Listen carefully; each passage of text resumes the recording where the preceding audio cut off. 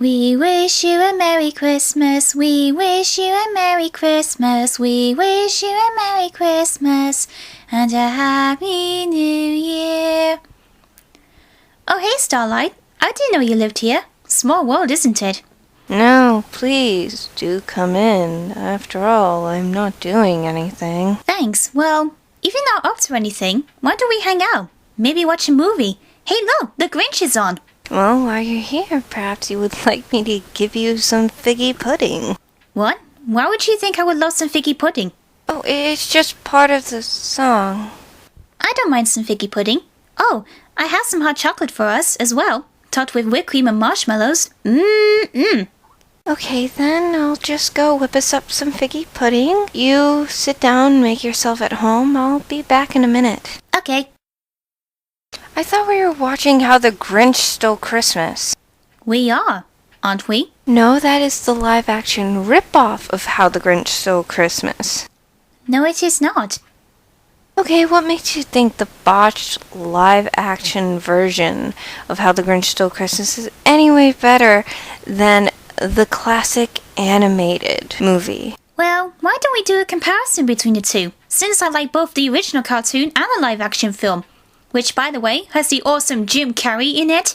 Well, to start off with, the Who's in the animated version were friendly, knew the meaning of Christmas, and were kind of cute. While in the live-action version, they were materialistic, scary, and competitive. And did I mention they were bucking scary? I have to admit, the Who's in the live-action version did look weird, as the makeup artist tried to recreate what they looked like in the cartoon. And in terms of competitiveness, the mayor of Whoville, played by Jeffrey Tambor, made the citizens get competitive and dislike the Grinch more and more in order to get what he wants.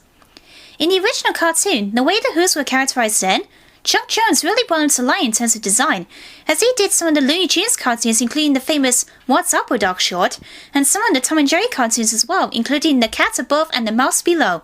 Speaking of designing character, let's talk about the Grinch himself. I will say that in the live-action one, the Grinch was a lot funnier. But that being said, it kind of took away from the Grinch being the Grinch. I mean, he wasn't able to even let a who he didn't know get hurt. And with that kind of person, I'm sorry, I just couldn't believe that he was capable of stealing Christmas. And that's kind of important in a movie called How the Grinch Stole Christmas. You have to believe the character is capable of doing it. And in the animated version, I believed it. I believed this dead-hearted green creature standing high on a mountain, looking hatredly towards this little village, was capable of stealing their joy. And as such, it made it a lot more moving when the spirit of Christmas touched him, and he realized that it wasn't about the toys or the gifts, that you could never truly steal the spirit of Christmas. And that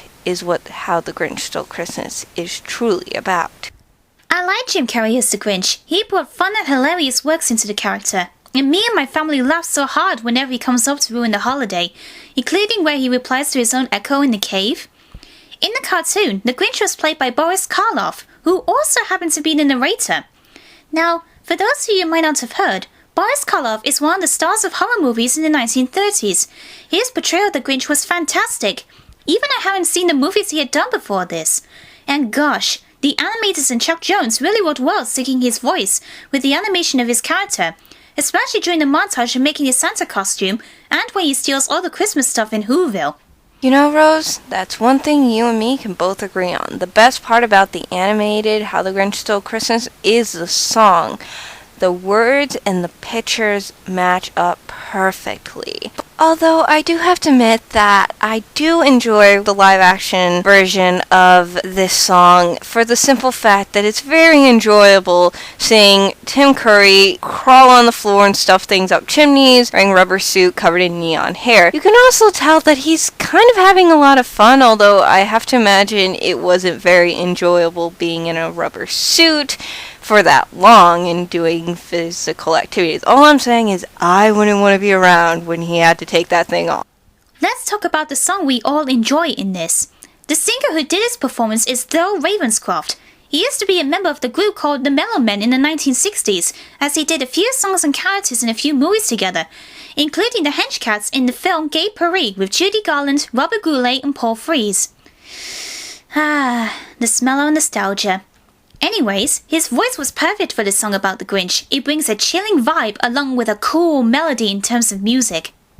The song is always fun, even if it is a bit gross. I mean, he has termite in his smiles. How sick is that? And they did show almost every lyric to a T in the cartoon, almost to the grossest extent. But in the end, the stories are the same, telling us that even though ponies can be selfish around Christmas, that in the long run, showing a little bit of kindness will put the Christmas spirit in even the grinchiest, grouchiest, stubbornest of mules.